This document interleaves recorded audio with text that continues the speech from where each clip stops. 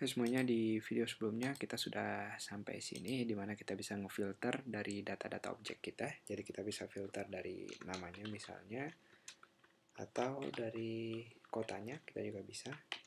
Jadi intinya dari mana aja kita bisa bikin filternya. Sekarang kita mau belajar hal yang baru, namanya controller. Jadi sebenarnya kalau teman-teman lihat datanya sini banyak atau susah dibaca, memang biasanya kita nggak nulis ini langsung di bagian HTML kita. Jadi salah satu keunggulan AngularJS sebenarnya adalah konsep MVC-nya atau model view controller, di mana kita misahin antara view atau tampilan, di mana tampilan itu adalah dari HTML, lalu kita mau pisahin sama controller, sama fungsi-fungsi, sama data-datanya, jadi kita mau biarin bagian view-nya bersih. Jadi yang pertama kita keluarin dulu datanya di sini, nanti kita bakal lihat gimana cara makainya. Saya biarin kosong div-nya. Lalu saya tulis di sini yang mau kita pelajarin namanya controller. Lalu antara controller sama view ini, jadi tadi view itu tampilannya, di mana yang tanggung jawab di sini yaitu kode HTML kita buat view-nya. Di tengah-tengahnya ini ada yang namanya scope. Nanti kita bakal lihat scope ini kayak lem antara controller sama view atau yang ngegabungin keduanya. Jadi buat controller sendiri kita buat di file JavaScript. Jadi kalau teman-teman mau bikin halaman baru, kita nggak bahas itu di sini. Jadi teman-teman bisa bikin eksternal atau internal. Tapi buat tutorial ini, biar kita nggak usah pindah-pindah halaman, saya bikin teks JavaScript di sini. Jadi di bagian script ini, kita deklarasiin yang pertama namanya modul Angular. Jadi modul di Angular ini, dia ini kayak container, atau yang apa ya istilahnya, mungkin kalau teman-teman dari OOP atau Object Oriented Programming ada main method namanya, dimana main method ini punya beberapa hal kayak controller, kayak filter, atau fungsi-fungsi Angular lainnya. Jadi kita harus deklarasiin dulu modul Angularnya, kita kasih simpan di variabel, satu variabel.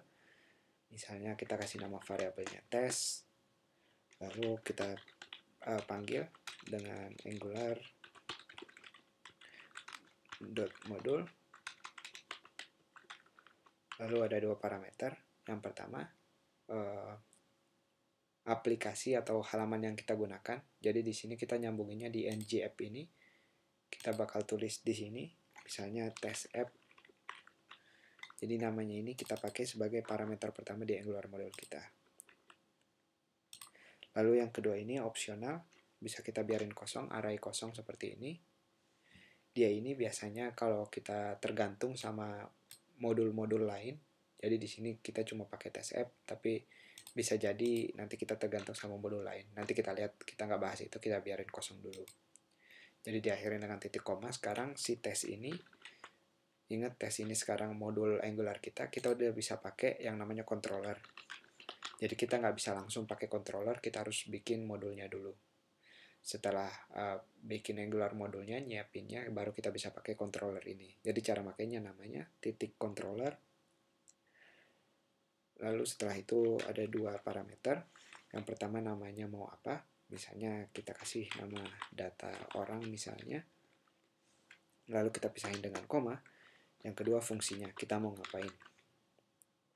Di fungsi ini, jadi perhatiin teman-teman kayak nulis fungsi biasa. Saya pisahin dengan titik koma bagian akhir. Jadi ini milik controller sampai sini. Controller. Jadi ini namanya, lalu ini fungsinya. Lalu yang pertama kita butuh parameter yang tadi yang lem ini namanya scope. Jadi ini udah wajib dari Angular sendiri. Nah di scope ini kita bisa pakai sekarang buat ngedeklarasiin datanya.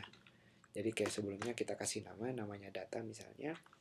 Lalu kita oper objek yang kita mau pakai. Sayangnya udah saya hapus. Ups, maaf. Jadi kita mau bikin objek di sini. Saya bikin langsung aja cepat. Namanya human. Lalu asal kotanya kita kasih Makassar.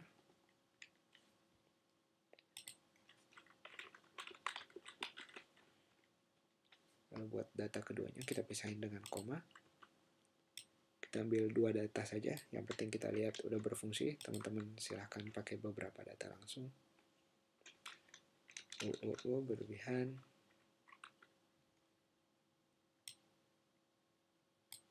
Copy, tentu bukan scope, tapi saya mau variabelnya ini.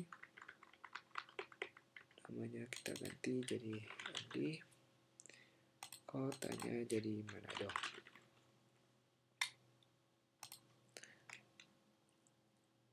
Sampai sini kita akhiri dengan titik koma seperti biasa. Lalu kita save. Sekarang kita lihat apa tetap berfungsi. Refresh. Ada yang error. Kita lihat tentu aja. Jadi sekarang teman-teman perhatiin, kita udah nyambungin tes app ini ke sini. Tapi controller ini sendiri belum kita pakai di salah satu bagian HTML kita. Jadi buat makainya kita pakai directive yang namanya ng-controller. Lalu kita tinggal tulis nama controllernya, yaitu data orang di sini. Jadi dari sini. Emang rada banyak ini teman-teman, tapi teman-teman tenang aja. Ini sangat berfungsi buat ngerapiin data. Teman-teman silahkan diulang videonya biar nggak bingung. Intinya kita ngedeklarasiin modul dulu, baru kita bisa pakai controller ini. Controllernya kita kasih nama biar bisa kita sambungin. Lalu perhatiin div-nya, dia nggak boleh langsung selesai di sini, karena kita mau pakai fungsi dari data orang ini, atau data-datanya. Jadi paling enggak misalnya sampai sini, karena sampai sini kita masih mau pakai datanya, baru kita tutup div-nya di sini. Jadi jangan sampai baru kita deklarasiin langsung kita tutup, berarti masa hidupnya udah habis. Harusnya udah berfungsi, kita kembali ke browser, kita refresh. Bagus sekali, kita udah lihat 2 data yang kita tulis di sini. Jadi kalau kita pastiin fungsi filternya tetap berfungsi, saya tulis Manado, yang muncul hanya Manado, saya tulis Makassar, yang tulis hanya Makassar. Itu dia. Jadi di tutorial ini kita belajar gimana cara pakai controller, jadi buat misahin data-data sama fungsi-fungsi dari view kita. Itu dia, semoga jelas. Kalau ada pertanyaan silahkan langsung ditanya. Sampai jumpa di video berikutnya.